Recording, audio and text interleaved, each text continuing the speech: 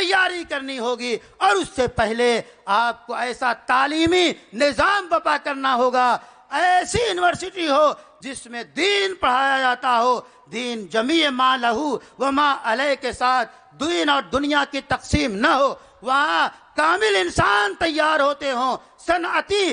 اس سے انقلاب سے پہلے تعلیمی انقلاب لانا ہوگا، ایمانی انقلاب لانا ہوگا، عرفانی انقلاب لانا ہوگا۔ پورے ہندوستان کے نقشے کو رکھ کے ایسا تعلیمی منصوبہ تیار کیجئے، ایسی یونیورسٹیاں تیار کیجئے جس میں سچے انسان، مومن انسان، اچھے شہری، بہترین ہندوستانی ڈھلیں، اور وہ آج کی حکومت کو سمجھا سکے کہ پرسنل لا پہ عمل کرنے کا حق کس کو ملنا چاہیے، کیسے ملنا چاہیے۔ وہی حقیقی سچ ہے۔ تمہارے پاس جو کچھ ہے وہ شراب ہے، ریت ہے، جھوٹ ہے، باطل ہے۔ اس کا اس حقیقت سے، اس سچائی سے، اس یقین سے، اس سونے سے کیا مقابلہ۔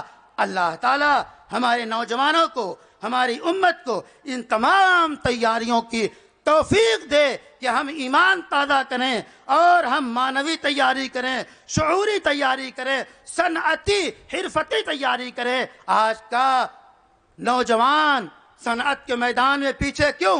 وہ اعلیٰ انجینئرنگ اور جتنے صنعت کے فنون ہیں اس کے اندر کمال حاصل کرے، بہترین تجارت کرے، ایسے گروپ بنائے جو دنیا کو، ہندوستان کو اپنی اچھی تجارت کا صحیح آئینہ دکھائے کہ تمہاری تجارتیں کھوٹ ہیں، یہ تجارت کا طریقہ ہے۔